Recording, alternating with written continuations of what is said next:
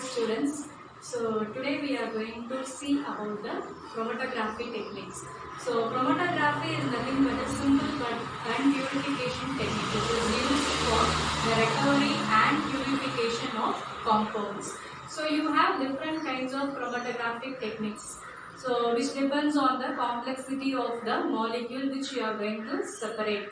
Okay, so today we are going to discuss about the simple chromatography technique, which is a basic one called as the paper chromatography. So you have other chromatographic techniques like your thin layer chromatography, and when you go for the higher end you have this column chromatography, HPLC, gas chromatography, all that. Okay, so today we are going to just see how we are going to make a simple homemade chromatographic technique.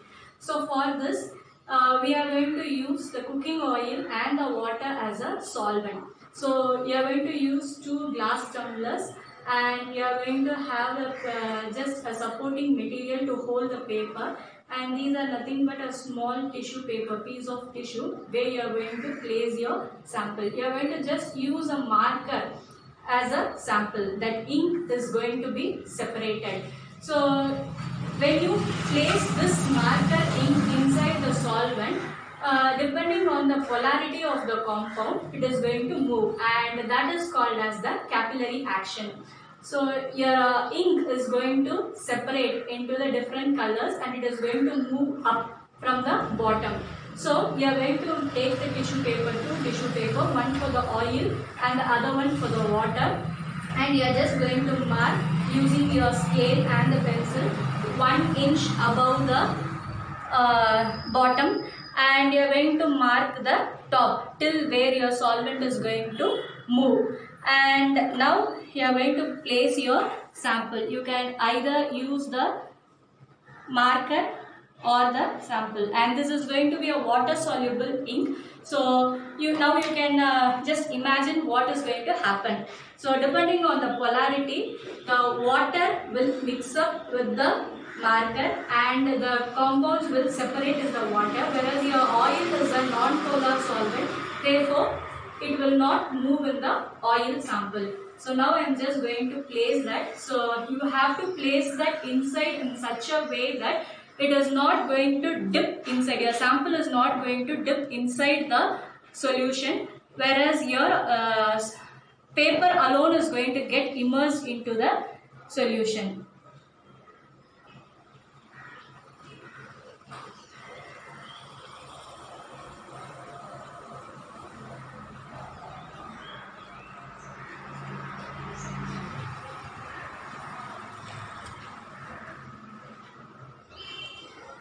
So you can just visualize this water is moving. When you keep the water inside, the sample is moving up due to the capillary action.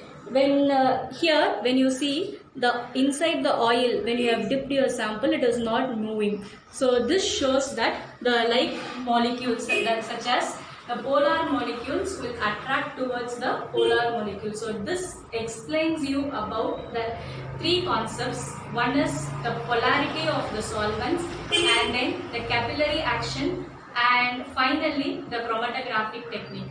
So I would like to add some more points about this chromatographic technique, which is nothing but it is a technique used to separate and purify the compounds such as the biomolecules. So this is mainly used for the protein purification, and which is one of the important purification technique used in the biotechnology process when you are going to recover your compound.